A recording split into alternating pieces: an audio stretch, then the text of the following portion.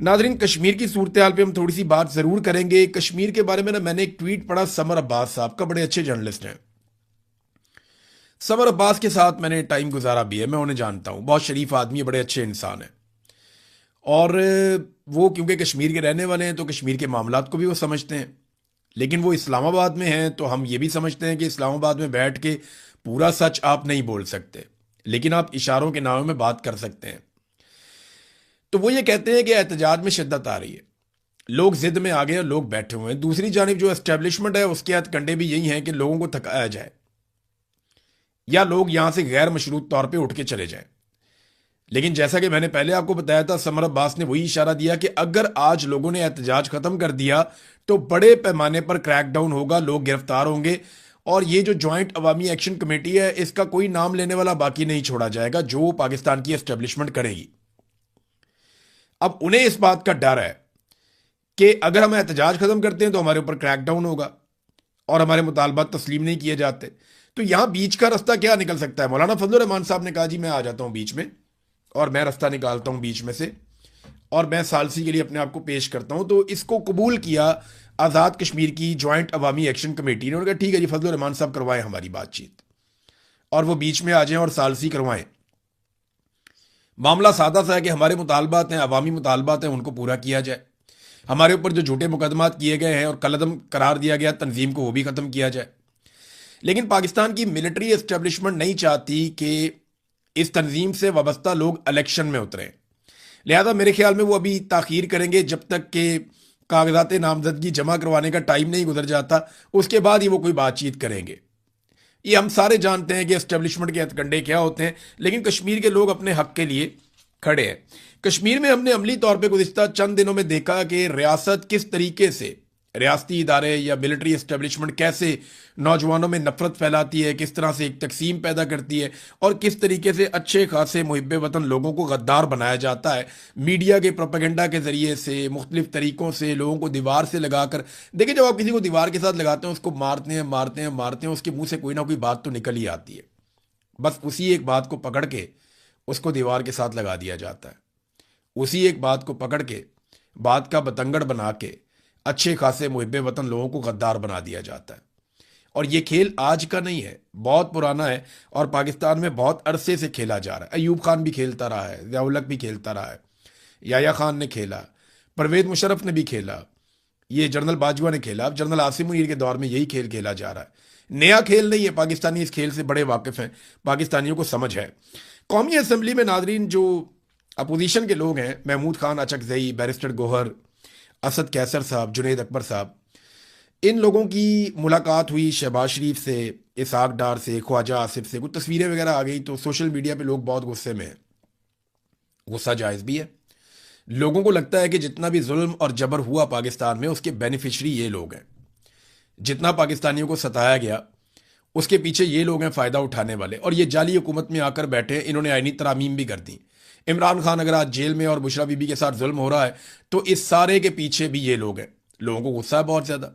लेकिन देखिए, मैं बार बार एक बात कहता हूं कि अगर आपको बातचीत करनी है तो फिर यहीं पे बैठ के करनी है, इन्हीं लोगों के साथ करनी है। या तो फिर आप इनकलाब लेकर आए ना पाकिस्तान में, या तो कोई 1, 2, 2.5 करोड़ आदमी निकल आए पाकिस्तान में हर तरफ से, जिस तरह एक दिन होना तो है।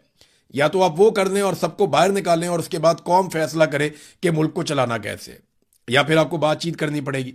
तो मैं बार बार एक बात करता हूं कि अगर सारे चोर और डाकू इकट्ठे होकर पाकिस्तान की मिलिट्री एस्टेब्लिशमेंट को उनके आईनी किरदार में भिजवा दें या फौज को बैरकों तक महदूद कर दें तो पाकिस्तान का इससे ज्यादा भला कुछ हो नहीं सकता।